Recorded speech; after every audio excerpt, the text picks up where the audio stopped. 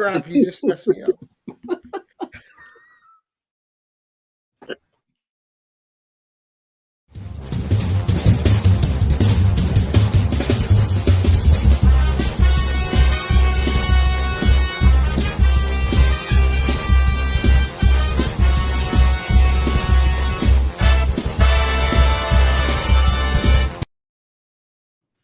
Good evening, Keepers Up the Cash. Gary B, the casual comic guy here, and we have Nick from Comic Culture back for a second time this week. Nick, how you doing this evening, sir? Dude, I'm doing great, man. It's so good to see you 2 times in the same week. I appreciate you bringing me on, man. Looking forward to it. Might be the first time that's been said. You're breaking new grounds already. Right? First 5 seconds. And joining me tonight in the co-host seats, we have TJ Flash by Night. How you doing tonight, sir? I am doing pretty stupendous. Nice. And, of course, my mainstay, Digger Jim. How you doing, sir? Doing very good, sir. Very good. All right, and without further ado, we're gonna make Nick big because he is the star of the hour. Oh no. And Nick, much like the other show, before we get to the audience here, for those who didn't see the 1011, we're gonna have you introduce yourself again and say what your channel's about. Go through the motions as you need to do with this stuff. Sure. Yeah, absolutely. So my name is Nick. I have my channel, Nick Comic Culture, started over on YouTube, also on Instagram as well. Basically review shows, haul videos, FOC kinds of stuff. What's new at the comic book shop every single week. I also do some how-to videos because I'm a relatively new collector compared to a lot of people in the community. And so I'd like to kind of throw out tips that I've learned through my recent years and trying to get some more people in the community because I think it's a pretty cool thing. We get more voices out there, more people reading books, strengthen the medium in general. So try to bring new readers on and educate some folks on all the new weekly books that come out. So it's a pleasure being on here, man. Thanks. Oh, no problem. Thanks for joining us. Yeah. We'll say a quick hello to people are going to be popping in throughout, but we'll say hi to the first ones in. Of course, beating everyone in, we have Las Cruces. Good evening, sir. Nice to see you. Psychedelic Comics. You gave it a good shot, but it's hard to beat Las Cruces in. Yeah. Matthew, how you doing, sir? Chaos and Comics. Good evening. Yeah, I like where this is going so far. This is Sleepy flicked. Reader. How are you, sir? What's up, Damien? All right, so we're going to get going here. So I'm going to ask some of the basic questions first, and then we'll vary off there. Yeah. But most people, when they're watching someone get interviewed for the first time, and it's comics, how did you get into comics? What was your exposure, and what made you stay? Yeah, so I never really had any experience with comics growing up. I didn't start collecting until my mid 30s, honestly. I think what really got me into it was The Walking Dead. Honestly, when that show was out, we just heard a lot of headlines that hey, this comic adaptation, coming to the screen, and it was just so popular, and it had such great views and stuff. And I think somewhere around season 2 or something like that, I was starting to look up just some of the books, right? And so then I found the hardcover collected editions. There's 16 volumes of them, which I just recently completed, actually. And I started reading that, and I really fell in love with the difference between the comic and the show. You know what I mean? It shouldn't have been that big of a surprise that they would change certain things, but I just kind of fell in love with that idea and just kept on reading and getting more and more of those hardcovers. Right. And that was kind of the fuel to go in other directions and see other publishers. So I got to blame The Walking Dead for getting me in and just kind of expanding my mind from that perspective. You know what's crazy? I watched that whole thing all the way through finally. Yeah. Finally. Just in the last month. I couldn't stay with it for one reason or another, but I enjoyed how I always wondered, how did they end that? How do you end that type of show? And I thought they did it okay. They did it as best they could, I guess. Well, but I'm glad it was a gateway to get you into something else as well. Yeah, and so I had the same feeling about the book too, right? It was well, how are they actually going to do this? And if I remember correctly, they kind of fooled the public. I think it ended at 193. Yeah. And nobody really saw that coming. I think the solicitation was even a fake solicitation or something like that. And then all of a sudden it was Rick's bloody hand, going back to the farm, I was oh my God. And then all of a sudden it was the last issue. And kind of took everybody by surprise. But yeah, it was a cool gateway drug into comics for sure. See, I think it's weird. It shows how it's so different for everyone, because most people who weren't into comics before got in through a superhero movie. You got in through a horror show. Yeah. Which it's true. But it speaks to the variety of the medium. Yeah. So you watched the show, you wanted to see what it was about, its origins. Yeah. So you picked up The Walking Dead. You fell in love with that book. Yep. How did you decide which way you were going to expand from there? What drew you to other characters besides the horror aspect? Yeah, so the time frame was around 2016, if I'm not mistaken, and there was a comic book shop that I used to go to play Magic the Gathering a lot when I was younger, and that shop was like a half card game, board game, comic shop, right? Right. And so I kind of wandered back in there one day because I was just getting those books and just seeing what else was coming out. And a DC Rebirth was about to happen. It was like a giant poster outside the comic book shop at the time. And I'm like, oh, well, if I wanted to explore some characters and I'm completely ignorant to anything comic related, and there's this big event happening and everything's going to get, back to a number one, let's go ahead and jump in and just get every single title and go from there. The other part of that was around that same time I was looking at the dollar bins and things like that. And I started noticing a lot of New Mutants and X-Force in the dollar bins. And I started just grabbing all of those because I just, A, love the art, and B, I had some exposure to some of those characters back in like the animated series and video games and action figures growing up. And so I was kind of attacking the big two on both fronts a little bit, while also, dipping into some of the indie stuff, because I was playing around with Saga a little bit, playing around with Invincible a little bit at the same time. And so I definitely had a stack of stuff to get through. But I think DC Rebirth was probably one of the biggest reasons to jump in from an advertisement perspective, from a marketing perspective, because A, I didn't know any better, and B, it was a great jumping in point for all those characters. So I think that's where I ended up going after Walking Dead. So you got all like the number one of all of the Rebirth books?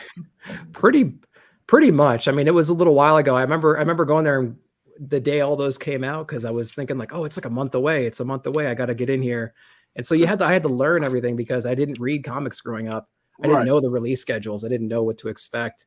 What a Wednesday Warrior is all about, right? So I was like, I walk into the shop and all those books are on the shelf, and I'm just kind of like grabbing one of each, not even knowing you can have a pull list. Just so ignorant, guys. I mean, when you don't know, you don't know. Right. So you know about bagging or boarding or anything. Oh, they were loving you. Yeah, they were probably loving you. They were I made friends with that shop owner pretty quickly, I think. Right. So did any of the characters like stick long term? Oh, Batman did. Batman did for sure. Flash, Batman. I think those were the main ones. I dipped into Superman a little bit. I think like All-Star Superman or like All-Star Batman was coming out around that time. That was pretty fun. I think it was a Scott Snyder run.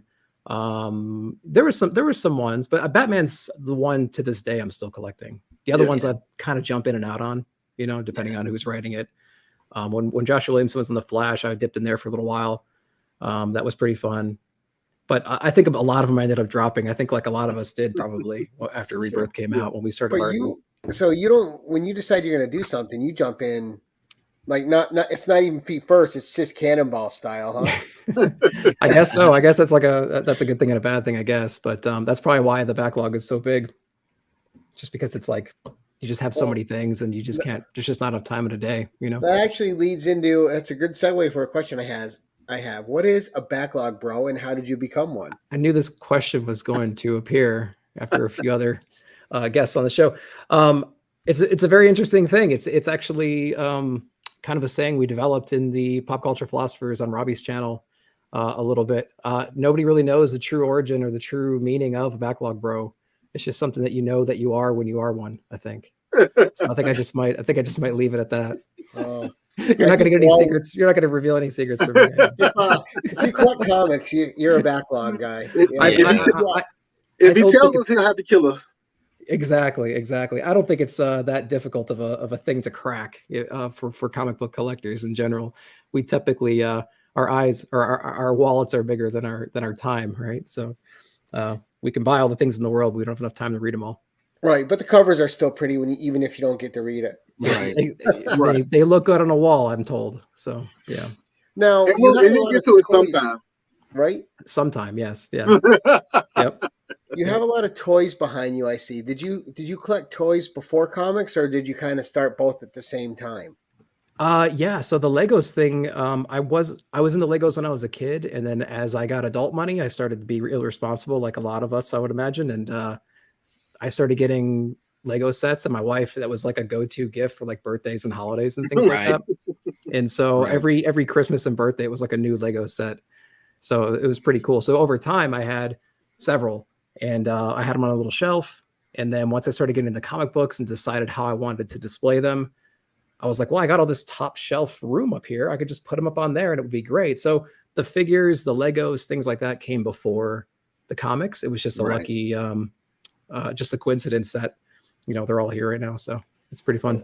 And another thing that takes up a lot of space.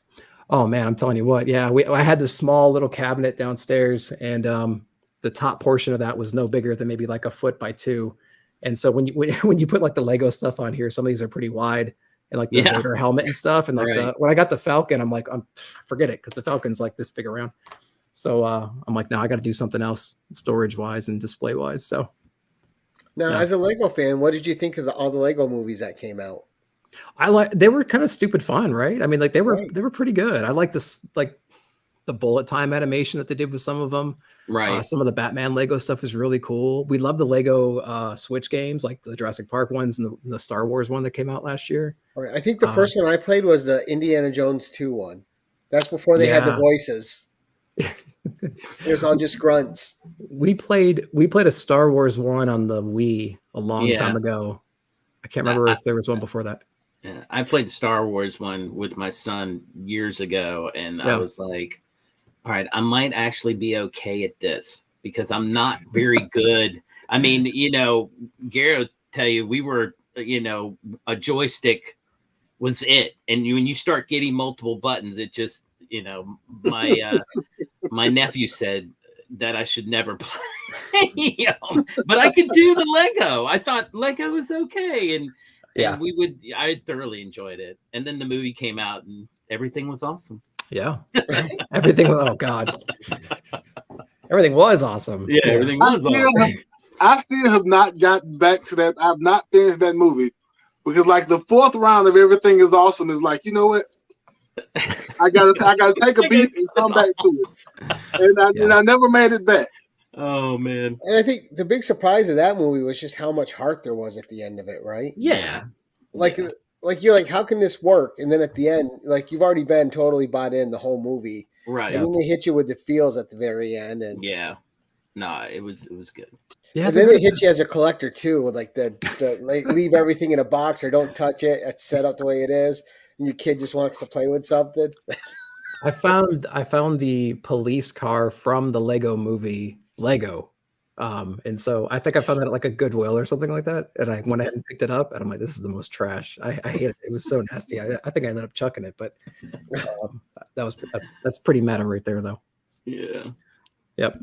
Now, how did you convince your wife to let you get these video games in the back here? That's just the first question I thought of right off the rip. I'm like, dude has video games in the house. Yeah. Is it full size? They look full size. These are arcade 1-ups, so they're like what two-thirds or something like that scale. Right. I have a really cool wife. She is into a lot of stuff like this too. She played NES and Super Nintendo and Genesis and everything growing up. She loves the arcade scene. She's got her own collecting vices, believe me. She's not into comics, but she's like intrigued by the Lego scene and the video game scene, and she loves all the Marvel movies. And so I got pretty lucky from that perspective. We were actually walking through Walmart one day and they had these arcade 1-ups and one of them was on sale for like $75. And normally they're way more expensive. Yeah.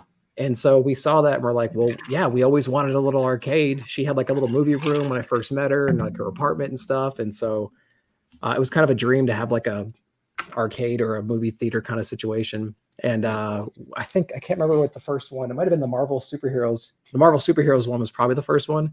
Then we got Space Invaders and Final Fight. And then this one over here, the second one here that you see, this is one I built from scratch. Really? When I bought one of these, I can't remember which one I bought. It might have been Space Invaders, which is the one right here. before I put it together, I traced I do a lot of woodworking. Okay. And I traced the panels on some MDF board, and I cut them out, painted it, installed the monitor. Yeah, got a Raspberry Pi, and got it all functional and working. And it's got 20,000 games or whatever on it right now, arcade through every system practically. Wow. Now, and, with that said, Gary, let me interject for a second. No, Have you ever seen legal burning on IG? No, I'm not familiar with that one. Look up legal burning on IG. Okay. The man is a master craftsman with burning. I don't even know how to describe it. Oh, is it like the wood burning? The edge of the wood burning burns, to another level, because he does it on comics, on blanks. Oh wow! Okay. Yeah, he'll burn images on the comic covers, on sketch covers. He's burned. But he also does wood too. Sure. Yeah. And he does these cards. He just posted 2 cards, and I'm trying to figure out how to convince my wife to let me get them, because one one's Godzilla and the other one's Kong, and my son is a huge god. I'm like, come on, man, how can I work this into? But we got to get it. It's his birthday coming up in March. I think I'm gonna get it. Yeah, I think you got to work the son in there. Yeah, because it's really more for him. But who cares what you want? I think it's awesome, though. I think get an army behind you. Yeah, I think they're incredible, and I think as a wood craftsman, you'd really appreciate his skill level. So I just want you to check that out. Yeah. Bobby De La Ghetto knows legal burning. Bobby knows all, though. That's not fair. Yeah, he does. Bobby does know all. He does. He's everywhere all at once. He's omnipresent. I just wanted to interject that. If you get a chance, check good tip. Yeah, I got into the woodworking thing a long time ago, and my dad was always really handy, like a handyman kind of a thing. Sure. And so I was always kind of at his side when I was younger, just dragging a hammer behind, Right so it's good kind of rubbed off on me. Built workbenches, I built gun boxes, I built this desk that you can't see. Lots of stuff. Yeah. Now, for video games that aren't the stand-ups, are you a PlayStation, Xbox, or Nintendo guy primarily? Ooh, so I was a PlayStation guy when like the PS1, 2, 3, 4 era. Then I fell out of console gaming, to be honest, and then I got a Switch because it was just such a family-friendly device, honestly. And so we got that, and we were obsessed with that. So we ended up getting a Switch first generation, and then we got a the OLED. We don't have the OLED yet, but we have the other handheld without the removable Joy-Cons, the Lite, right? Right. And so now we have both of those, and it's like I have to fight with my daughter to get that one out of her hands. And so so as of late, the last like 5-10 years, Nintendo all the way, but for general gaming, it's just PC only. Yeah, I got to do PlayStation, and that's not throwing shade at Xbox, or all the systems are great. Yeah. The thing with any system you're with, I think, is the franchises that go with that system. It's true. And I gotta play. If Naughty Dog makes a game, I gotta play it. If Sony Ben makes a game, I gotta play it. Sure. There's certain things that I just love the way certain companies tell stories. Right. And I have to experience their stories when they come out. It's very true. Like I'm a big Supermassive fan right now, and the horror games they're putting out. The stories in their horror games are amazing and so much fun. And those, you get to play them and change the outcome every time, because they're all decision based as you're going through it. And what you do has a butterfly effect in every game. Yeah. And then you have like this overarching character called the curator, who talks to you during breaks in the game and lets you know if you're doing good or if you screwed the pooch for these characters pretty bad. His own little Yoda or something, right? Yeah, it's a great character, but a lot of fun. And, something I think you'd like. I don't know if you've heard of it, Nick. So my kid is a big gamer too. Yeah. And the first game when he was 4 that he ever beat on his own was Paper Mario. Oh yeah. On the 3DS. That was the first one he beat. And I bought him systems ever since. He has his Xbox One in there. He's got his first gen. He's got a couple. He's got the Game Boy. I bought him the Pokemon one. He's got a bunch of stuff, but I Yeah. got him the of course the first Switch. Then I got him the OLED Switch. Well, then of course, what do they come out with is the Steam Deck. So that was his Christmas present this year. Now, the Steam Deck, being a video game guy, you're going to appreciate it, right? It's this big piece of machine. You hold it. The screen is as big as a whole Switch itself, and the screen is brilliant. And you look at it, you go, "Oh, that's an unwieldy beast." But when you hold it, it's so comfortable, and all you want to do is play on it. Like, I don't know, they took their time designing that, and that thing is brilliant. But yeah, I've heard some good things about that one. That's every time I look at it, it's like a little out of the price point, and then I'm like, man, one day I'm gonna get one of those things. I have too many things right now, like my phone. I love mobile games too, just like portable stuff. So that's right up my alley. Right. I just haven't pulled the trigger for that one yet. Right. So as a gamer, what is the game that you beat that you felt the most accomplished beating? Oh, Vault of Glass, Destiny 1. That's the first thing that comes to mind. Vault of Glass, if anybody played Destiny.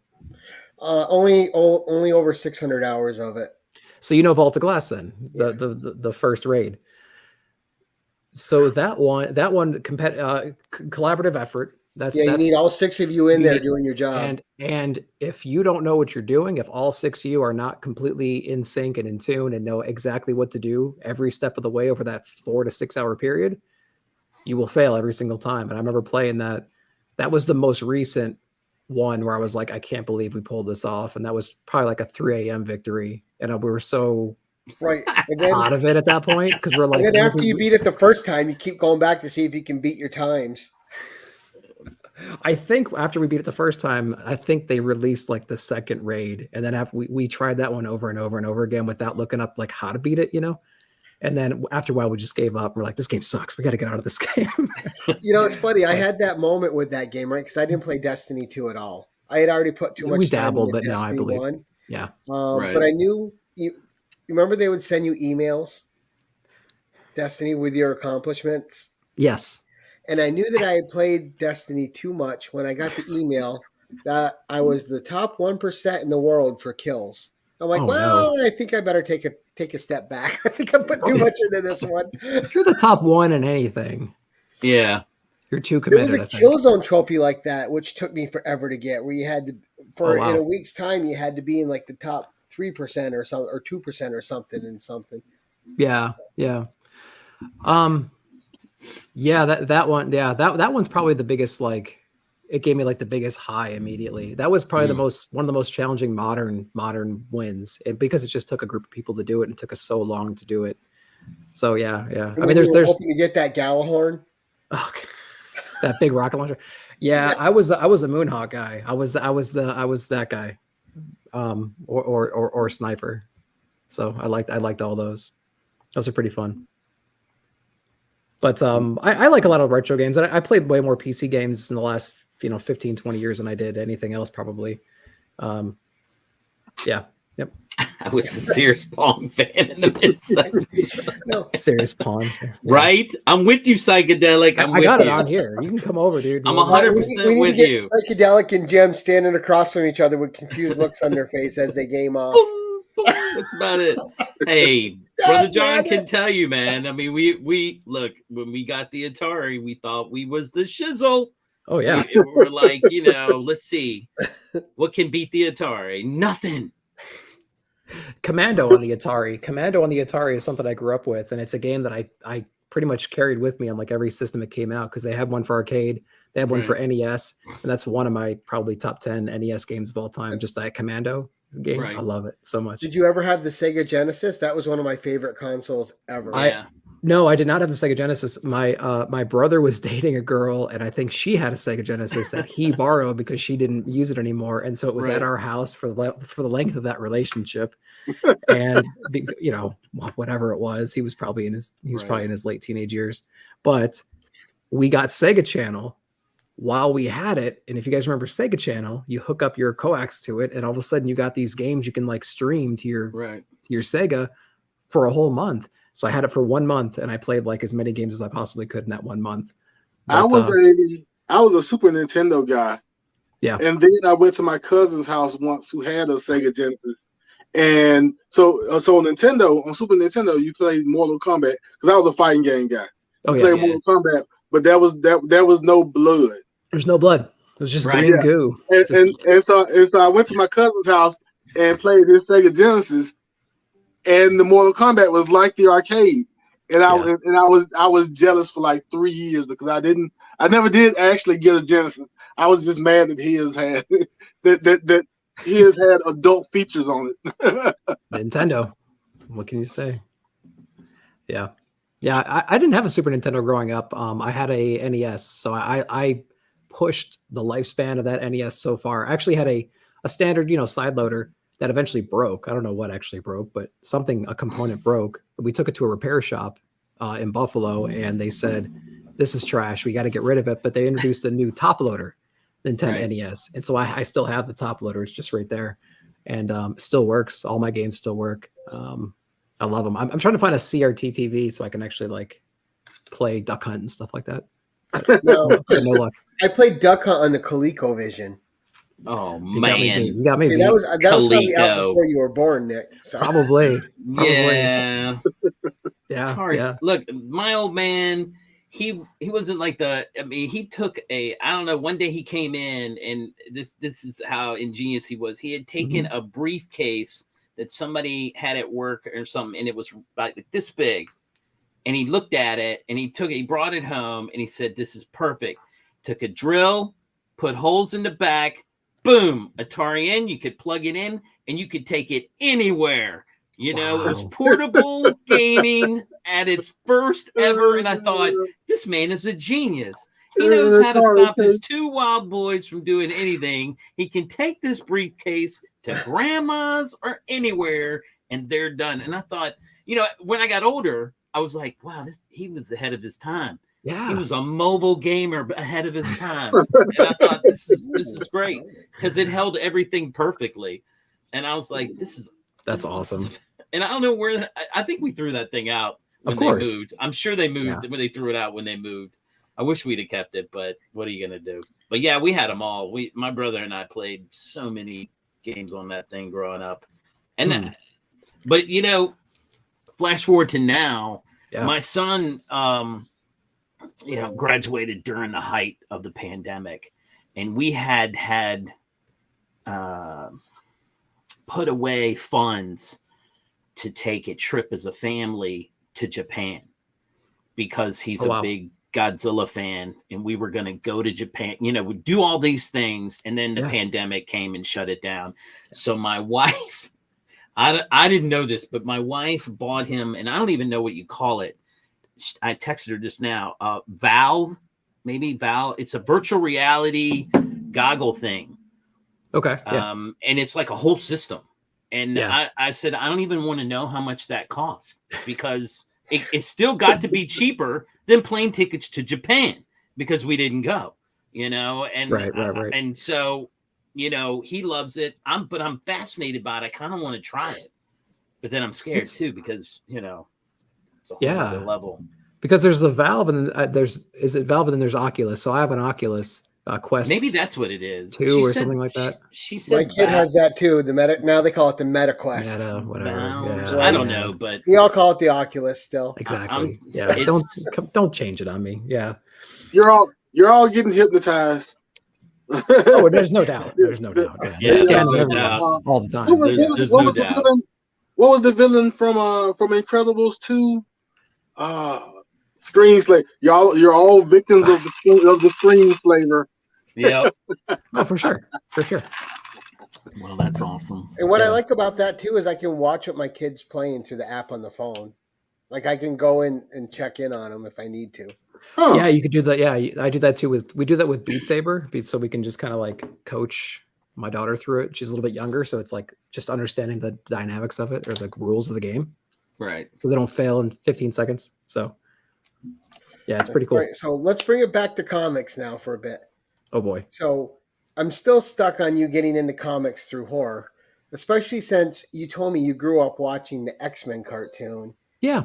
And so what other cartoons were you into, and how did those not bring you to comics, but horror did? Well, that's a good question. So I had two older brothers who weren't in there. I mean, I don't know the typical situation besides like your friends were into it. You had an older sibling that were into it. Your dad was into it. Your aunt was into it. I just didn't have any of those people in my life, right? Like nobody read comics around me. Not that I can, not that I remember. We had a corner store I remember going to and buying like those little pop fireworks and like little army men, those little green army men with parachutes. Like we would go there and buy fireworks and army men all the time, but like I never paid attention to the rack. And so I don't know, I just didn't have an influence in my life, but yet I grew up watching like Batman Animated Adventures and X-Men and Spawn, Topic Phone Spawn. I used to stay up late and like, because it was on HBO, I used to stay up late and watch that on HBO, and I didn't know what I was watching or anything, so it was like it was cool, something that was on. It was just cool, fun things. And then like every once in a while you'd have a Genesis or a Super Nintendo exposure to like X-Men or something. And like, yeah, this is cool. I remember that from the show. And that's as far as it went. You know, I just didn't know where to go and I had nobody else interested in it. So yeah, it's never happened, you know? So what was it like? You may have been like me. I have a couple of friends who I know. Well, actually, one of them who encouraged me to make this channel.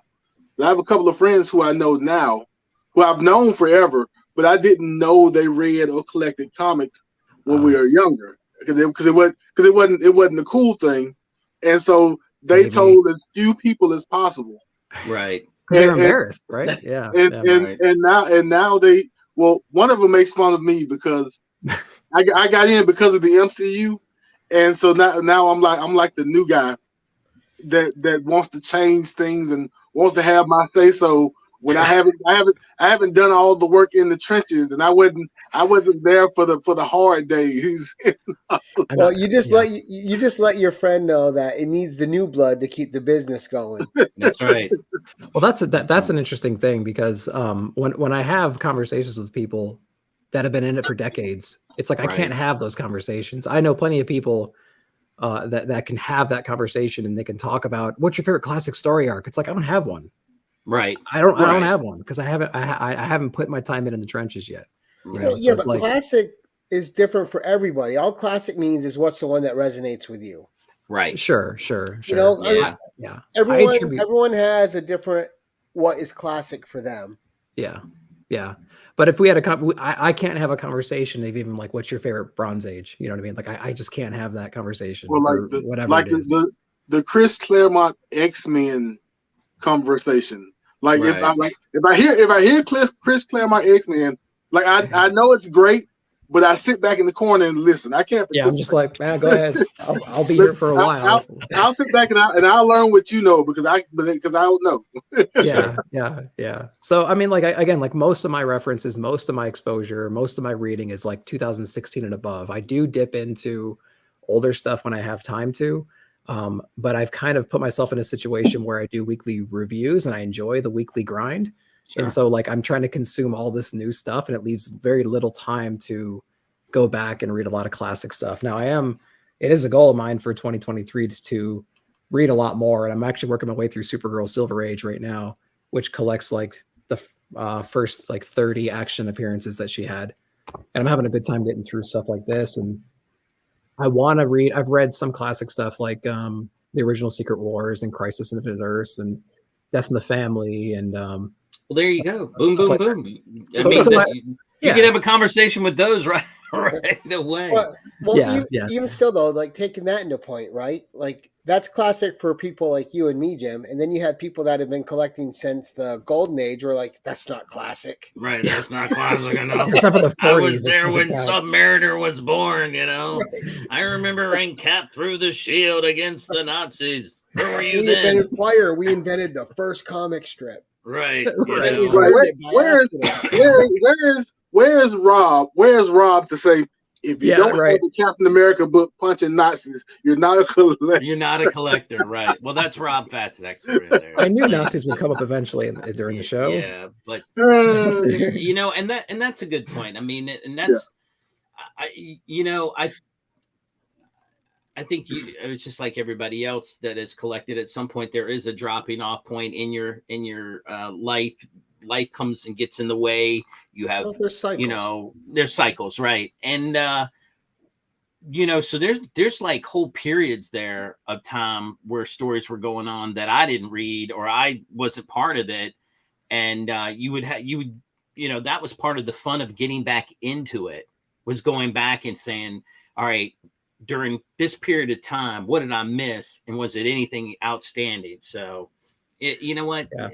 I think that's great that you're getting in. And I'm fascinated with all the new stuff. Like when you do your reviews and you say, I'm picking up this today and, this is a good read and so forth. This is a good read. Well, this reminds me a lot of when we first started collecting, Jim, right? Because when we started collecting, there was a lot of great writers and a lot of great artists. And then you had kind of a dip in the late 90s to early 2000s. And now there's so many good writers again, so many incredible artists that they're having this great resurgence, not to mention all the new traffic coming in from the TV shows, the multimedia, all these other outlets that are drawing new faces in.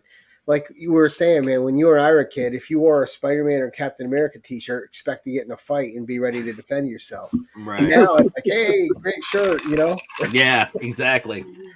But as a new collector, Nick, and you went into this comic shop, did you, when you started reading, did you feel like, how did I miss this my whole life?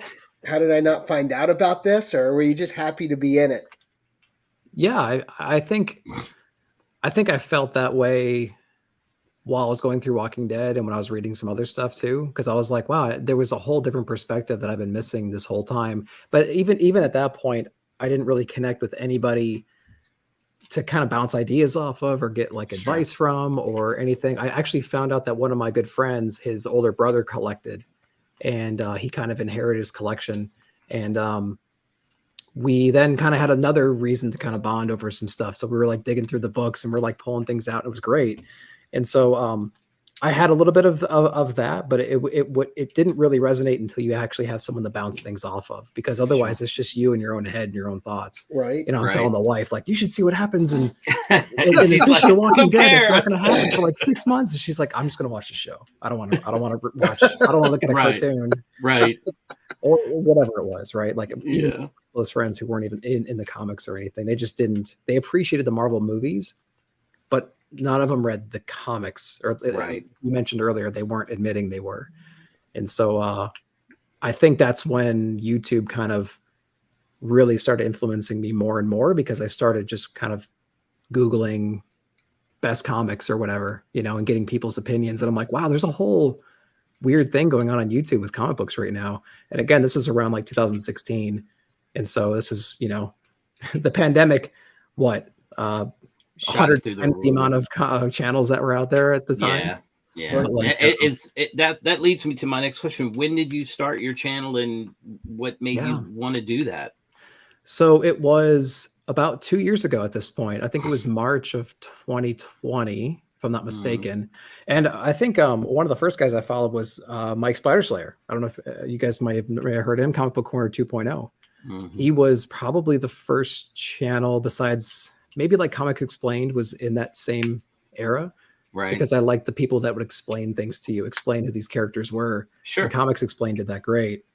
What Mike did, though, was he would just pick up his comics and he would sit in his car and he would film himself with his phone and he'd pull out the black bag and he would show you, I got this. It's pretty cool. I like it a lot. It's got this kind of cool thing going on. Next book, I got this one. This is pretty cool. And it was every Wednesday. Right. And so every Wednesday I would pull that video up and I'd be like, oh, I should get that one. Oh, I should get that one. Oh, I should get that one. And so he was kind of the gateway drug into going to the shop and buying stuff. Sure. But he wasn't the guy that really honed in and recommended stuff as much as I wanted him to. And that's where Robbie at Pop Culture Philosophers filled that void. Right. Robbie's review channels really accelerated the whole process. The community, his insight, his production, his voice really, really just cranked things up for me personally. There you go. So nice. Hey, we all have our reasons we started, and then I think we're all surprised that we stayed, right? Because we talk about it often. It's the one thing that was missing that we didn't know we needed, right? Yeah. Right. Well, And it's then the you have community. this part of your life which is just really fulfilled. Oh, sorry, Jim. No, it's the community. I'm just following up what you're saying. It's I mean, look, I met Gary through a chat that was on Instagram, and it opened when the community is what I was like, wow, look at all these people that are into the same thing, and I never knew it. But yeah, it's weird, right? Because I'd been to Comic Cons, so I knew the mass was there. The people were out there, but I never thought once to go, I should check YouTube out, and I should definitely check Instagram out and all this. And I started, and I was like, wow, this is a whole nother thing. And to me, that's just as exciting as the books themselves. Being able to have a conversation with someone and say, hey, did you pick this up?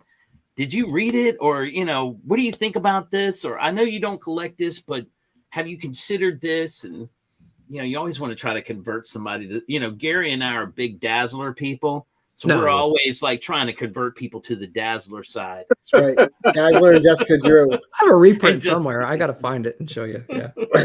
The Dazzler reprint. Yeah. I have a Dazzler reprint. I got it from Comic Vet in one of his giveaways. Do you even collect, TJ? Just kidding. You don't even have a Dazzler, dude. I guess I need to read it. One for $8. Come on. Yeah, I'm just saying. To me, that's what excited me more than anything. And I get what you're saying with Robbie bringing you over in that way, because you latch on to someone with so much energy and so much passion about the medium and about the culture in itself. You can't help but get invigorated. It was that, and the chat was so inviting and warm. Honestly, because not hostile and not hostile. There was no hot takes. There's no, there's just nothing mean going on. You know what I mean? It was just inviting. And so everyone that jumped in there, they were all just saying hi to each other the entire time. And it's still like that. And it's incredible. Right. So and you're just all enjoying the journey together. Yeah. And when you hop in, you're just like, oh, and then week after week after week after week, it was the same stuff over and over again. And I'm like, wow, this is kind of a cool thing. And like you said, it's like the thing you didn't know you needed. You know what I mean? You see it too. Sometimes even in the chat is so popping that it takes that the chat is its own entity at sometimes. It's just weird. For sure. Such a good community. So many things, so many little bits have spun out of most of the bits have spun out of the chat. It's incredible. And when you can see two people going at each other back and forth, you've known them long enough where you're getting the in jokes and you're trying not to laugh while you're going.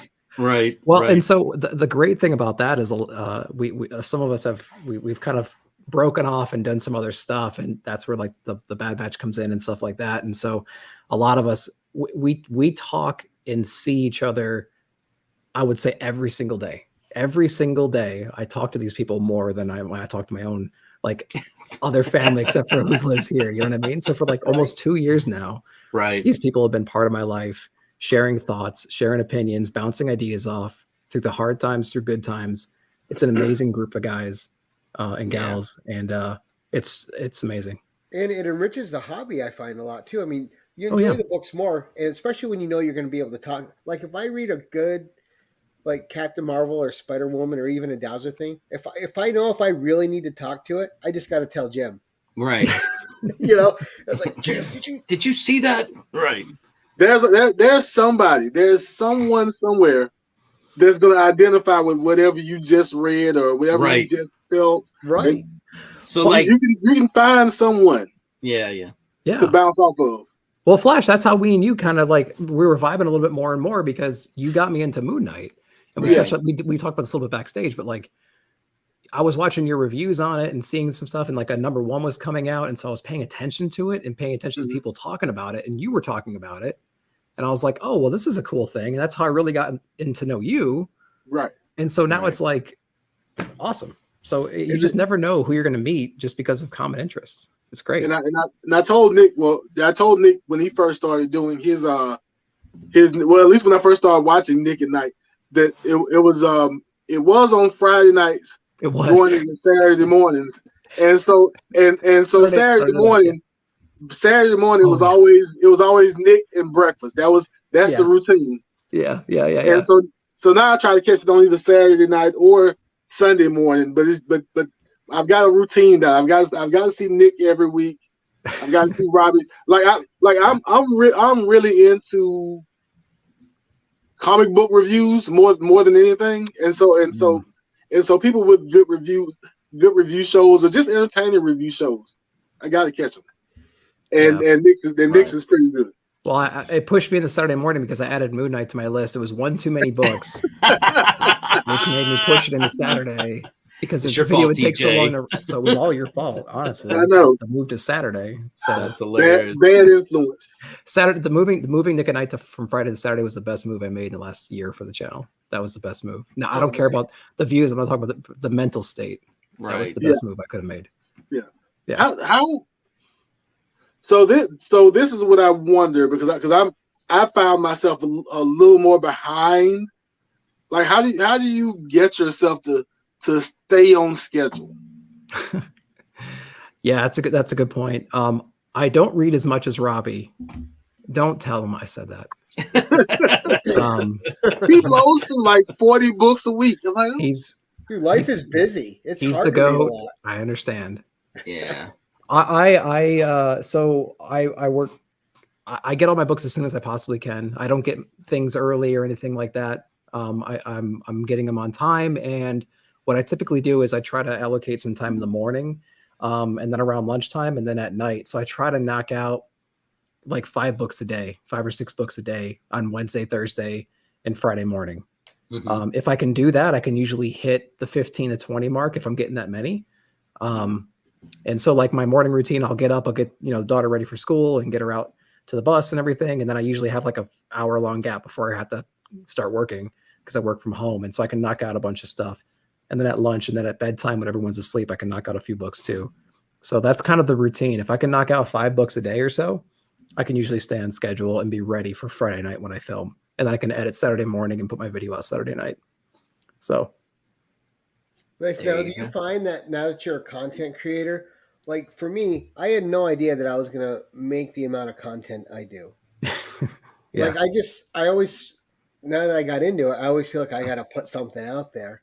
And it's not a bad pressure. It's just, it's a pressure. It's kind of addictive, right? Yeah. Like you just like sharing. And so do you feel that pressure to constantly have something out there for the masses? I have, 2 of my 3 regular videos. I have 3 regular videos a week. I have a what's new in final order cutoff at my comic book shop. I actually go to my shop and film it there. That's Cadets right here. I can get into more of that if anyone's interested, but I then do a haul video while I'm there too.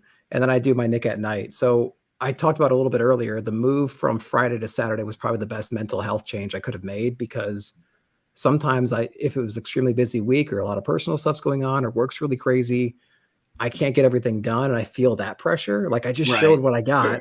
I have to read these things. And if I had 15 to 20, man, that's a lot of books, man. So I felt the pressure to get everything done by Friday so I can do all my stuff. But anyways, so operationally, I have to make that your change. retention's not there. Your attention's not there and you're reading too quick and you're not processing your thoughts while you're reading. Right. And you have no time to digest. So it's like, well, who are you to talk about your book? If you just read it, you haven't thought about it. You haven't thought about the impact. Right. There were pretty pictures.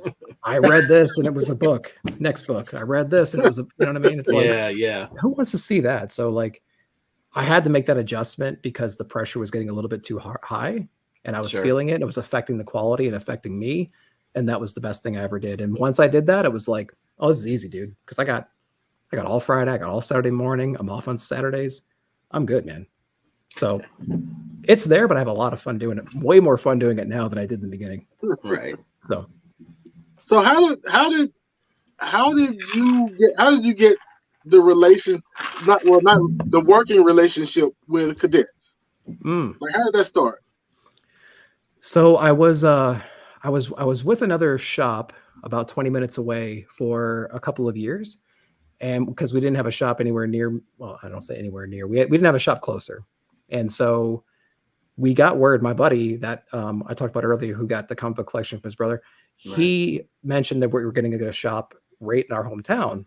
So I'm like, okay, cool. So one of the first days it was open, we showed up and they were literally like putting slabs. They're putting like walling up and stuff like that, like shelving, and they're putting product out still, but they were open. They were just so excited about being open. And we were excited about a new shopping in town. So I walked in, we were buying some stuff. The owners were really approachable and, you know, introduced themselves and, oh, we're so excited you guys are here. Come on in, forgive our mess, that kind of a stuff. And I think we were checking out and my buddy was like, tell me you have a channel. Cause I was only on a channel for like 3 months, maybe. Right. And I was like, well, I just started this YouTube channel. I read some comics and all this stuff. And they were like, well, we're looking for like people who get books every single week that can like help us, you know, do some advertising and then also just kind of like build a community around in our area so that people can be knowledgeable about comic books. Would you be interested in that kind of a stuff? And that relationship kind of blossomed from there. So they said, yeah, come on in, film whenever you want to, you know, come on and hang out. So it's turned into a place where I can go and hang out for like 2 hours. I bring my daughter, she has a blast. She hangs out with the owner's kids. They all know, everybody knows them by the first names. There's like a core group of comic fans that all kind of team up every once a month and we like trade books and stuff. It's become like a really interesting thing. So it's like, I've been kind of blessed with a great online community and a local community at the same time in a shop that really fosters all that in me. And I can tell you from someone, and I'm sure Jim can back me up on this, someone that's collected on and off my whole life. Right. A lot of the times I got out was a bad comic shops. Just I believe people that treat you like garbage when you're in there. They have all these all this back issues, and as soon as you touch them, you need help with that. Can I help you with? And you're like, no, dude, I know how to look. Just leave me alone. I can do this really fast. I'm good. Don't clip now, like in the current landscape, like the comic shop that I go to, Rhino's Comics, really got me back into collecting because they were a little shop that I noticed, and this is when my kid was young. I'm like, well, you know, it says comics and collectibles. I'll take him in. I'll get him a toy. See if I can get him interested in get some images in front of him. See if I can get him interested in reading. As it turns out, he doesn't really care about comics, but you know, but he's a great reader, and there's certain ones he will read. But you know, going in there, and the owner started talking to me. I got to know the owner, and all of a sudden it's like, hey, coming to back, you know, this new MCU trailer just dropped. We're going to watch it. Next thing you know, you're watching movie trailers with them in the back room, right? Right. And all of a sudden you're becoming friends. And then they expanded because they started doing so. Well, look, dude, I'll help you move. Just tell me what weekend you're doing it. You know, and everyone's like, oh, okay, yeah, sure. Because everyone says they'll help you move, but they don't help you move, right? Well, I was, you know, I showed up, you know, I was there, you know, that turned into this great relationship with this comic store owner and the shop and all the other people that work there. And, you know, I volunteer, I do some help there. But the thing that's different for me is you used to go into a comic shop and you wouldn't say a word to anybody. Yeah. Now you go into a comic shop and you can be in there for 2 hours just talking to everybody around you because comics have become not only an acceptable thing, but a community thing, and people now aren't scared to share that with other people. Yeah. Right. No, I totally agree. You know, at Cadets, while I'm hanging out, I feel like I work there. The better way to put that is I feel like I want to participate in that community a little bit more. So like when a customer comes in, I'll greet them. I don't work there. I don't get that. Yeah. I just like the guys and they like me. So it's like, I when a customer comes in, I say hello and you know, what are you looking for? And if you're just kind of like looking around like the new release, I'm like, hey, what are you reading? What are you into? And more often than not, that person comes back over and over again because of the conversations they had and how not annoying you were when you're in there, you know, and it's a great time, man. It's a great time. It's kind of like Cheers. That's my Cheers. Right. There you go. They're like, oh, go ahead, TJ. Your staff is really great. Oh, that's not staff. That's just Nick. That's just another customer that comes in. Yeah. The work here, we just let him hang. We're like at RCO. I was just gonna say because there's things that we know where it is in his shop that he does it. He's like, hey, Gary, where's do we have this? I'm like, yeah, it's right over here. Oh, here it is for the customer, right? Right. Yeah. You know, you just know certain sections and you know certain things, and you have hands on it more than he does, and Because one thing, which I'm sure Nick you found out, is when you're around a comic shop, you realize just how much work goes into that. It's unbelievable. It's insane. It would literally be nonstop for a family to do, like a husband and wife team. You would never leave it. Final order cutoff and pull boxes alone is a full-time job. Yes. People don't understand that. I mean, just maintaining a store, taking care of customers, working at the point of sale, working at the register, organizing your books, just making sure your shop is changing just enough to kind of keep things interesting. That's a whole nother thing. That's the aesthetic. That's the merchandising part. The bagging, the boarding, the reviewing collections, the bringing them in. The constant need to restock shelves because things are sold out, the constant collection hunting and negotiating. But the final order cutoff and the pull boxes, that's an insane undertaking. It's very difficult. So when you go into comic book shops and things aren't there, it's like, yeah, maybe Diamond was late that week. Maybe Lunar did screw the shop over, but like it's so hard to keep up with that at a constant basis. So I have a little bit more, I have a lot more respect for the guys that do that. Because you just see it's so massive. It's like, especially when you have dozens and dozens of subscribers, it's like, good luck. You better have a good final order cutoff system. You better have a good pull system. Not notepads. Does, and they got filing cabinets of pull lists. But I know shops that use these. And I know shops that use like proper systems that are still trying to like pick up steam and really integrate with everything, Shopify, things like that. So I've had a really cool look at the back end. My current shop, up until I don't want to put myself over as wrestling fans say, but my current shop was definitely a pen and paper and pad type of operation. I don't know how they did it for so long. I don't know either. And he and I talked. Because I was at another shop that closed as a regular operation. They like buy collections and do auctions online now, but they don't do like day-to-day new comic book day things. They don't do that anymore. Yeah, so I found another shop that's in town but a little further out, and and this is around the time the previews pool box started, and so I talked to him and kind of convinced him to give that a try. And he's still to this day, he's still fighting with it. I get my books, so he manages, but he still fights. He still hasn't got a good system down with it yet. I love the previews poll box because you just order it, select your comic shop, and it goes there for you. Right. Yeah. I think that's how it works. Well, your comic shop has to register with them. You know, they have to do their part. This doesn't magically get there, but he's registered, but it sounds like it still gives him a little bit of a hassle. And what's great about the previews poll box, I don't know if you guys have ever experimented with it, but if you have it on order and you got it coming through them, well, if a book ends up being $20 on release day, you're still getting that cover price. That's what you ordered it at. Oh yeah. Oh yeah, if you have a shop that does that. I mean, my shop's honorable anyway. If it's on your regular pull list, they don't jack up the price. I've been comic shops that'll do that. Oh, it sells for $20, so this one's going to be $20. Right. No, if you're a regular subscriber and the book is $3.99, you still pay $3.99. Mine, that's the way mine is too. But if you come in off the street and it's on that wall, it's $20. Now, if it's on your pull list, that's a different story. But if you come in, so like I think there was something I was looking at one time, and that's fair. And I said, it's not on my pull. How much is it? And he said 20. And I said, nah, I don't think so. It's not that much. I don't need it that bad. And it's fine. I'm glad he's doing it. He has to keep his business running, but I couldn't pull the trigger on something like that. Well, I don't blame you. And the other thing that people don't realize about preview or about poll lists in general is you usually get some kind of a discount for being setting up a poll list, whether it's 10 to like 35%, depending on where you are. That's typically the range that those fall into.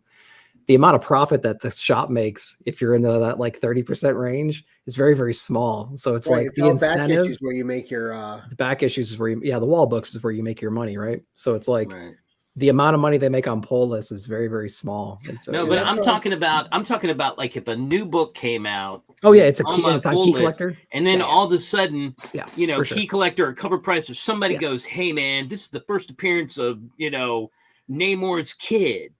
Yeah, and it all of a sudden it's $20, you know, and you're like, sure. But you know, it's also the jumping off point of a new story. And I'm thinking maybe I'll read it because it's a new story. And I go in and they go, no, that's $20. And I'm like, no, I don't need to read it. It's not that big of a deal. But I'll give it a week and pick it up when it's. Yeah, I'll pick it up later somewhere else. It's not that big of a deal. But you know, again, like you said, the margins are so small. And with that said, around where I live, we have seen several stores have to. My own LCS, he had expanded out and, you know, has recently now shut down that satellite store because it just wasn't doing it. You got Nick picking on you. But you know what I mean. It's something. It's the reality of it. We've seen the indies that are starting to have financial issues and have to, you know, file bankruptcy and so forth. So, you know, do you feel like we're in a downslide of comics and so forth, or are we still steady? I'm always asking everybody's opinion on that because everybody's varies. I don't think so, but maybe I'm too close to the scene to really acknowledge it in general. I feel like a lot of people that might say that might not be in it. I don't want to blanket it though. Yeah. It's undeniable that some of the keys that were unattainable are becoming more obtainable, right? Yeah. We see that trend of like the high end keys kind of making their way down. Sure. I would say that the traffic through the shop over the last like 2 years hasn't really changed. We've gotten more, you know, pulls than anything. You know what I mean? Think, those had shot up so quick that they were unsustainable as it was anyway. That was a lot of you know, because the speculation market and people trying to make a quick buck off comics exploded. Sure. And that's what drove that up. It's like any market, you know, it's going to balance itself eventually. Yeah, and those the spec buyers that aren't, I keep saying Wednesday Warriors, but the spec buyers that aren't like Wednesday Warriors, that they'll come and go. But the people that are in there in the shop every Wednesday, they're the ones that are really going to drive everything. And as long as that's healthy, everything's going to be fine. You know, we have 40 Batmans. Okay. We have 40 Batmans because they sell. And so, you know, that we kind of do it to ourselves, but I don't think the market's in any kind of peril right now. I think we're doing just fine. You go to a Comic-Con, that thing is like shoulder to shoulder at every booth, you know, right. If it's a decent one. And the movies and the shows. The movies are $1 billion movies. Force. Yeah. Right. Yeah. And the only from the publisher side, like the sign of desperation though, that I have noticed is there's an event every like 2 months now. And so, you know, it went from a summer event to like a quarter event almost. Right. And so that's going to wear out the community. I think the actual readers, that will wear out the readers. See, I always feel like that's happening in DC. See, I was going to say that too. I'm like, how many times are we going to have a crisis or an event, or you know what I mean? I'm like, how many? And we have events overlapping on events, right? So right. we had like Death Metal on top of Death Metal was ending and like Dark Crisis was starting. Deceased. And then we had Deceased, which was like an Elseworld kind of a thing that didn't really have any repercussions. And then we have DC versus Vampires on top of that. And then we have Worlds. I like that book a lot. Then we have like Worlds. Then we have Dark Knights of Steel. Then we have World's Finest. Then we have Batman vs. Robin. Then we have Lazarus Planet. And then we have like whatever Superman's doing. I think that's one that gets me is the events that are events, but they aren't contained events.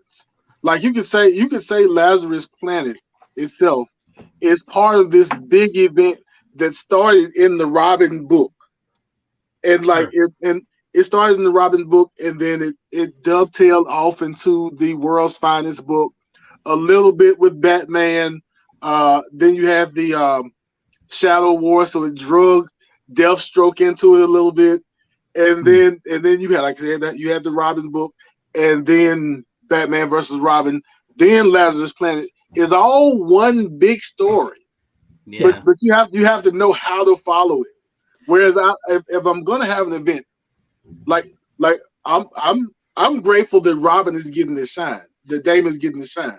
Damon's but awesome. If I'm going to have an event, I need you to put event name issue number 1, event name issue number 2, Don't drag me to 5 different places. That's like, that's how they make their money, though. TJ, come on, it's how they chase readers away, in my opinion. If I'm not mistaken, I think Lazarus Planet. It was they had a one shot, but I think the rest of Lazarus Planet is in different books. Well, they have an Omega coming out too. Yeah, and you can't just go to DC. Right, Marvel's doing it right now. Oh, absolutely. Dark web. I mean, dark web. Well, all the different dark web. Ones yeah, they're all. Yeah. Yeah, we just got out of Axe in the dark web. Yeah. And then Devil's Reign. Sins of Sinister is coming up. Sins of Sinister is coming up. Right. And is there another Spider-Man thing? This is a perfect example. How many? Well, there's two different main runs right now. How many Secret Invasions can we have? All right. Secret Invasion. You know, I mean, we've had this is like the 5th invasion or something. And I hate when they impact the book that you regularly collect, because that book will be doing great, and then it's derailed for 3 issues. Right. You hope that they recapture the magic that it had when it was going, you know? And I think the events end up chasing new customers away because who can follow it? And who can afford it? That's what got me out of Star Wars. When it was 3 Star Wars books, I was reading Star Wars. Once it became 11, 12, 13, 14 Star Wars books, I go, I'm good, Marvel, thank you. And I stopped collecting Star Wars. I'm like, no. Yeah, I knew that. That's why I can't get into X-Men, because X-Men, because I know if I'm going to read X-Men, I'm going to want to know what everybody's up to, and I don't want to buy 10 X-Men books. Well, you know what? If you, Nick, you are a Batman person, so when, what was it? Last year, maybe year before, when I went in one day and they were like, hey, you know, I'm looking, I say, oh my gosh, Batman's not fighting Joker. He's going to fight Scarecrow, you know? Right. So they did this whole Tynan's run. Yeah. And the whole Scarecrow thing. And I said, you know what? I'm going to read it because it's not Joker. It's somebody else. And at some point, Fear State thing. And at some point, it moved into, like, there was, at the same time I was reading Nightwing, and it was like, hey, what is going on in Nightwing here? Why is he leaving Bloodhaven? He's like, it's like, hey, I'm leaving Bloodhaven to go over to see Batman. And I'm like, why are you doing it? Or Batman came over to see him, and I'm like, dude, get out of his title, because Tynan called, and that's what Tom Taylor did. It was like 2 issues, and I'm like, this sucks. When the Tynan signal goes up, you have to answer the Tynan signal. Well, I was just like, man. When that little onion appears in the sky, right, you come running. But I was like, what Who are you doing to here? deny the 4th? The story was rolling along just fine, and all of a sudden it's like, let's go to Fear State and see what's going on over there. So you know who did the best tie-in was Ron V on Swamp Thing when Suicide Squad, when the second movie was coming out, or the reboot, whatever you want to call it. He had apparently a contractual obligation to include the Suicide Squad in his Swamp Thing run, which was initially 10 issues and was extended to 16. He had like this most I wouldn't say seamless, but as seamless as possibly as it could be. Right. Introducing those characters, they had a purpose, they had a point, beautifully written, beautifully drawn, and he moved on. And they went. And I was like, that's probably the first tie-in that I didn't get pissed about. You guys just the Suicide Squad run through the book real quick. Like, come in, come out. Right. By the way, Swamp Thing fans, we got a new Suicide Squad coming out. It's like, why the hell are you telling me this? Okay, great. Well, thanks. Well, I think in that particular case, I think it helped because people also liked the Suicide Squad run. I think I didn't read it, but from the people I saw reading it, I think they liked it. So you kind of have 2 good runs that just kind of co-mingle for a little bit. Yeah, that did help. Yeah, and the movie was well received, so that didn't really matter. Yeah, I didn't read that Swamp Thing, but I've heard nothing but good things about it. So might have to be a hardback. Might have to be a trade. Pick it up and trade. Perkins and Spicer's art in color is unbelievable in that book. Unbelievable. Yeah, it made the top 20 of 2022. In my opinion. Well, and especially when you're in the comic shops, you heard everyone talking about that book. Yeah. You know what? What's really funny is, like, books that are extremely popular in the community, sometimes I have to fight with people at the shop to, like, get them engaged.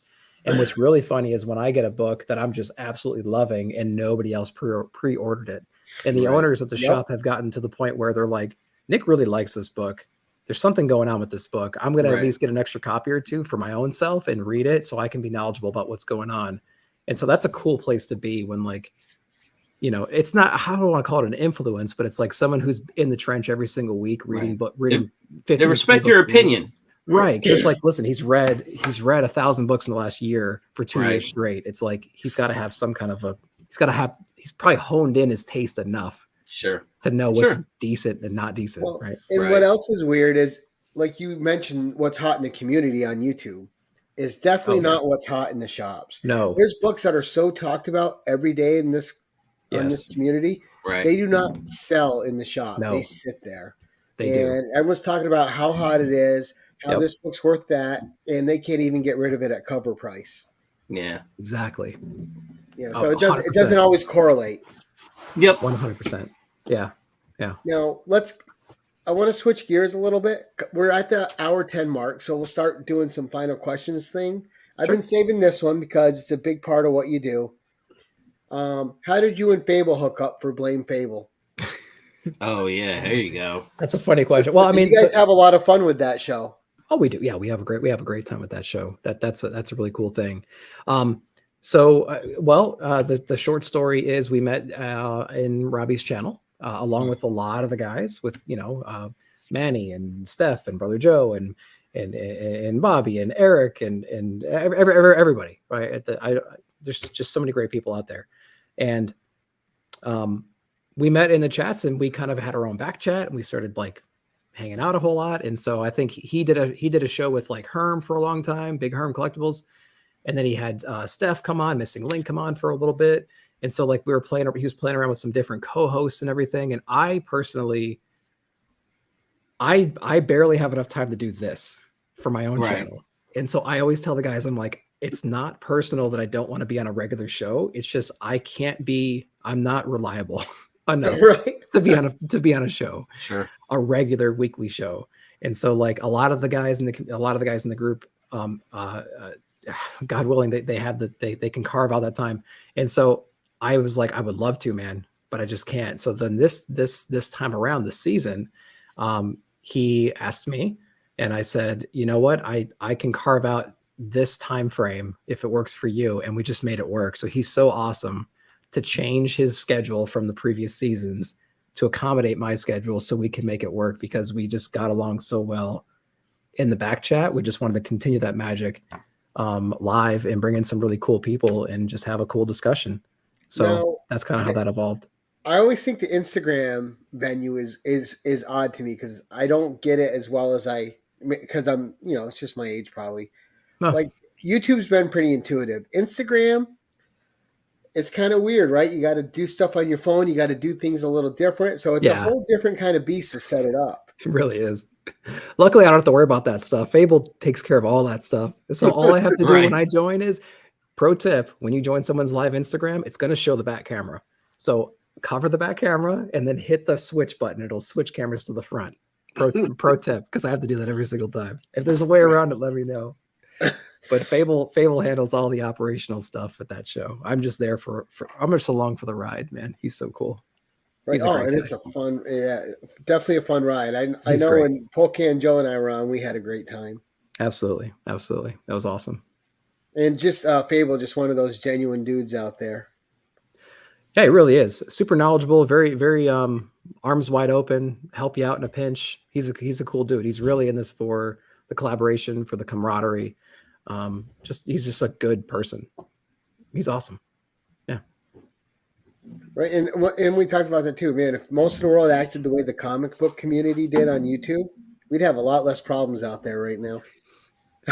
Yeah, we have drama from time to time, whatever. Yeah. And so I talked about it before. It's like, what's interesting is we have all these different circles of groups that overlap in all different ways, but every once in a while you have like one person that just doesn't hear of anybody else, you know what I mean? And then that person gets influenced, and then we kind of bounce back and forth. Like Digger Jim, like this is the first time we've ever talked. Right. I talked to these two guys before. We were in the same group, but it's like we're in our own little pockets all over the place. Sure. And so I think it's so cool that we have the opportunity to kind of collaborate whenever we can and then kind of expand that group a little bit more. Eventually it's going to be one giant group, but There's always someone you haven't heard of that's amazing and has a great voice, has a great opinion about stuff, and is just a genuine person. And it just takes like time. You and I met on Blame Fable. Like I had really, like you, for some reason, you would never really come up in the stuff for me. Right. There's always someone you haven't heard of that's just amazing. Right. And so that's what's just really cool about this. Yeah. Oh, so great. Yeah. So guys, we'll start wrapping it up with final questions. If TJ or Jim, either one of you have anything else you want to ask?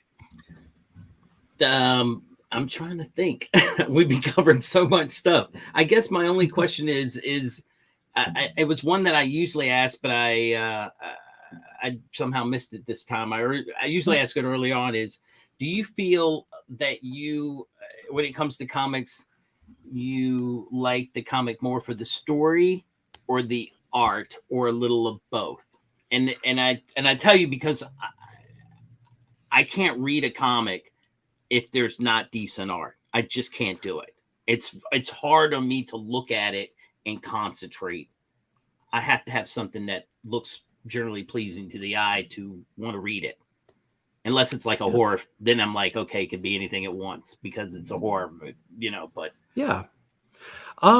I would say that I appreciate a little bit of everything. So if it's a killer, if I'm picking up cover A and there's an amazing cover B, I'll buy cover B. If it's a run I'm not even reading and it's a Frizen cover, I'm buying it. It's just so you appreciate the art, is what appreciate the art. I appreciate the art. I am like you though, where if the art's just not at a certain level, it's hard to digest the story and it's hard to pay attention to appreciate what's going on. It distracts you away from it. Distracts you away from it. And I don't want to give too many examples of that, but it's the same thing the other way around. If the story and the writing is too confusing and there's too much weird stuff going on, or I can't follow what's happening, or who's this person, who's that person, but the art's really great, it's like, oh God, I wish this just was better in this one aspect. I wouldn't say I lean either way, honestly. As far like older books, I'm cover buying all day on older books because I appreciate the antique value, the intrinsic value of owning that key book. I have some great ones on the wall, but it's like, and I'm not exactly reading them. So I'm like, I'm cover buying, but I'm also buying good stories, modern good stories. Right. So, I feel like I dip into pretty much any category right there, but, hey, I'm buying those Frizen covers though. Even for Catwoman. Not that I'm not reading. Where's it at? I think that you and I don't have it in front of me right now, but you and the Comic Vet are the same way. Any Frizen cover, he's like, get to send it this way. Well, we're also Buffalo fans, so go Bills. Go Bills. And I've been really into the Jen Bartel covers lately on She-Hulk. Have been amazing. And they've been really good. Her Women's Month covers were incredible. Yeah. And Selena doing the Red Sonja covers has been amazing. Plus, she did some incredible Barbarella covers, and I didn't even read Barbarella, and I thought about buying some of those books just because the art was so gorgeous. That's what I won off of Comic Bet's. And that's an early one. That's an earlier one too. Yeah, that's like in the 20s or something, right? Yeah, 27. 27, yeah. I don't cover buy too often because I just know how dangerous that game can be. If it's a book I'm already getting, I might get duplicates of them, but I'm not gonna slippery slope. Oh God, it is. Like my collection, I used to have 1,000. But we've already established you're the Cannonball guy. Exactly. I don't see how you do that. I recognize the addiction, and I'm just like, I can't. I can't do it. I mean, that's why we blame. That's why we blame Fable. That's why I have to turn. I can't pay attention to that channel. He went to Comics Anonymous. He's gone to meeting, introduced himself. Frizen's Ivy Slab. Yeah, I think he have a certain amount of books he could buy a week. Speaking of Frizen's Ivy, I have it right here, ready to go. Right. I mean, it's an amazing. It's just beautiful. It's beautiful art. She does a great job, even though it's. Can I ruin Frizen forever for you guys for a second? It's her in every cover. Yeah, go ahead. This is Blame Manny. Blame Manny, but it's her. Everyone is a like she poses and then takes a picture. Unofficially. Yes. Nice. I've ruined Frizen for you forever, but it's that's okay. That's kind of cool. It makes it more personal. Sure. Yeah. Yep. TJ? Did you have any questions? I think I'm still. I think you've done a good job and picked his brain. Oh yeah. How do you like this Moon Knight? I got a question for you. How do you like this Moon Knight? So let's go. Yeah. Uh-oh. No. I'm enjoying it. I'm enjoying him McKay kind of peeling the layers back on Moon Knight. At the same time we get action. So he's kind of balancing the action and the character work for Mark / Moon Knight, and then dragging Steven and Jake along. But I really like him digging into Mark, and because that's what I liked about the show. Even though the show didn't have as much action as it should have, it dug a lot into the characters, and I think that's what Moon Knight deserves. Gotcha. Yeah. Cool. There you go. All right. I liked Hunter's Moon in it. Now, I had to look up Jenny Frison because I had never seen her, so I had to. You've never. You may, Gary. We'll have to go and. We'll take it off air, Gary. Yeah, take it off air. But yeah, no, that's probably there's, do you know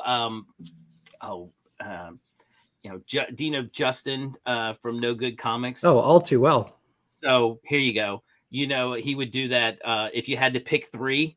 Yep. Sometimes I, honest to God, sit here and go, God, what 3 would I pick? Well, he never follows those rules. Why should you? No. But it's an interesting topic. And the thing about it was I said right off the rip, I mean, I'm sorry. Moon Knight is being written and done the way it should be done. And that would be in it. My Nightwing would probably be in it. I just love Nightwing right now. And then I just have Strange Academies in my heart, because I read it from the very beginning and I thought, this is cool. I like this. And, sometimes I feel like I like Scotty more as a writer than an artist. I love his little covers, and everything. It's cute. And I have several here that I enjoy. But he's a really good writer. So he gets a little flack for not drawing his books because he's written a few books that he hasn't drawn lately, like Me, You Love in the Dark and things like that. So he's gotten some flack recently. I don't know why. I know, like Twig and stuff. Like he's pretty good. So, but I always think those are my top 3 right now. That they said, pretty hey, good. You can only get 3. Those are my top 3. Yeah, Moon Knight's something else. Yeah, Moon Knight. Of course, Moon Knight and Flash are they have to be them out whatever week Moon Knight is and whatever week Flash is. Right. Miles has to be whenever Transformers gets picked up by somebody, whatever weekly Transformers book there is, that's going to be in there. I'll tell you what I'm doing, and because I want to see if I find another nostalgia book. Yeah. Is it Dark Horse that's doing Darkwing Duck? Who's doing Darkwing Duck? I think it is Dark Horse, isn't it? That's a good question. I'm going to call DW on the weeks that Darkwing Duck comes out and see what happens. When you're in trouble. When you're in trouble, you call DW. That's right. We're gonna get dangerous. I think, you know what? I think you might be Dynamite. Wow, Dynamite's doing that. Okay. Because are they doing Gargoyles also? Is that who's doing Gargoyles? Oh, I don't know. Oh God, now you're testing my knowledge. Was Image doing Gargoyles?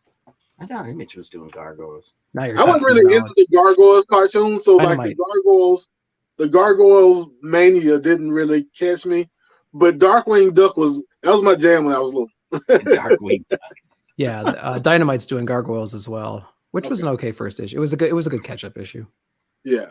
It's like, in case you guys haven't seen this in 20 years. You're right. This is what's going on. You're like, oh, thanks for the catch-up. With him. Yeah, appreciate it. And if you like me and didn't really watch Gargoyles, this is Jump in. This is what we did over the last 20 years. Yeah, this person hates this person. This person's dating this person, and right. You're all caught up. This is where we're going. Hey, sorry guys, I don't know what's going on with my internet here. Gary B's in there twice. It's Gary Modoc. Right? Yeah, Gary Oh Modoc. God, all the Modocs back. Everything's frozen on me over on this other side, and I don't know. Oh no. It's never happened, so I don't know what's going on. I know we're getting some stormy storm stuff, but yeah, no worries. we had this stuff come through earlier. Yeah, Middle Tennessee, we just got it a little earlier too. Yeah. Yeah, I'm so sorry. I feel bad. It happened while I was talking to you guys. No worries. That's right. We were doing just fine. Oh yeah. Right? We thought that you found prison and just decided to take To go somewhere else. So the Cocoa Radiance is across the room. Yeah. That's Their hilarious. call out to Jimmy. Yeah, That's funny. Radiant. Yep. Oh goodness. But Cool. well, let's go around the horn real quick. What's everyone got coming up? We'll start with you, TJ. All right. So I have discovered, and I think you've mentioned it a couple of times, I've discovered YouTube Shorts. I may try to put that into more use in the future. But as for Transformers Tuesdays for the next few weeks, we've got Transformers Shattered Glass 2. Ooh. Story is basically Autobots are bad, Decepticons are good, and in Shattered Glass 2, Ultra Magnus shows up, and he is a psychopath. And I think he just killed Orion Pax, who should be Optimus Prime, but he's evil. So yeah. So we're gonna cover that and see how far that goes. And part 1, Starscream was like our hero, but he died valiantly, and Bumblebee stole his spark and wants to raise Metroplex so he can take over Cybertron. Blah blah blah. Yeah, That was a lot of words. That's a lot of stuff. Said a lot of words just then. Metroplex, Cybertron, Bumblebee, Spark. All Spark, yeah. What else? Speaking of all that, when does the movie come out? Beast June. War. I think it's June sometime. Is it June? I meant to ask you that in the chat the other day when I saw you popping up talking, and I was like, he'll know, because I couldn't remember for the life of me if it was this year or not. You'll know. You'll see my fire and fervor because look, and I know this is a touchy subject for people with depending on how you depict women in your superheroes genre and stuff. Yeah. But the first person that comes at RC the wrong way when Transformers comes out, I may get kicked off YouTube for what I do. Because RC before most of them who are gonna call RC whatever they're gonna call her were born, RC was out in these Transformer streets giving people a hard time. There you go. I don't want to hear this mess about we're letting RC a woman Transformer run things, blah blah blah. It's been that way since before you were born. She was the OG, right? Yeah. Right. I'm specking on RC right now, getting all those Dollar General figures. $5. $5 each. I'm gonna flip He's them. like, no, really, seriously. No, seriously. I got a couple. Yeah. Bobby, you got it right. Crisis on multiple Garys. Gary's just popping in and out. Well, before Gary leaves, The evidence, guys, that you cannot have a backlog bro on your show twice in 1 week. They break the internet on you. they break the internet. So, Nick, what's coming up for you, sir? The next thing coming up, what day is it? It's Thursday. So the next thing coming up would be Blame Fable Show on Instagram live, one collection down. That's at noon Central, 1 Eastern, followed by Nick at Night, my weekly non-spoiler comic book review show on Saturday night. Then on on Wednesdays, I do new release, FOC and haul videos, and then rinse and repeat. I'll be guest appearing on Omni X-Men with No Good Comics and John's Comics with Kids. I think at the end of the month, the 31st, whatever that Tuesday is, We're going to cover, I believe, issue 165, if I'm not mistaken, or something like that. So I'm really excited for that show. Those guys are awesome. But yeah, you never know when I'm going to pop up, kind of like here. So I really appreciate you having me on. Thanks again so much, man. Oh, nice. No, it was great to have you on. And yeah. And as far as me, what's coming on is we have my Savage Saturday comic review. It's going to be a slab edition this Saturday because I just got some more slabs in. So I'm going to go through the whole Savage slab collection and just showcase that this week. But next week on the 10-1-1, we have Otaku Tour Guide on. So he does a great show, and we'll have him on. And then we have Madam and Master Blaster on in the hot seat next week, and we'll learn a little bit more about them. Lord, those two, we got to work those two in. Yep. Well, they had a great 10-1-1 as well. So yeah. And Nick, your 10-1-1's blowing right up and doing great. Oh, I appreciate that. Yeah, that was so much fun. That was awesome, man. Appreciate it. But I want to thank everyone in the audience that came out tonight. We had great support tonight. Thank you guys. I apologize for my internet issues. I'm going to jump off soon, so I don't know what's going on. Hopefully it won't last too long because I want to jump in that PS4 and kill some things. Go for it. But thanks, I want to thank TJ and I want to thank Jim for co-hosting, guys. I appreciate you. And Nick, thanks for agreeing to come on my silly little channel twice in 1 week, sir. I appreciate it. It's like the easiest thing I could have done, and it's awesome, man. I had a great time both times. Thank you so much for having me. Thanks, man. Oh, don't worry. And I built the 10-1-1 to have repeat visits, so hopefully I could find 12 more. I could find 12 more whenever you want, man. You just let me know. Good. We will have you back, sir. Thanks, man. But that's it for tonight, guys. I am going to sign off before the internet decides to sign me off for me. Awesome. Until next time, keep it casual. Station. Attention all, use channel sponsor Rogue Trader at theroguetraderutah.com and my code Keep It Casual for 10% off your comic cleaning and pressing needs. Remember, when submitting your books to be graded, use a trusted professional.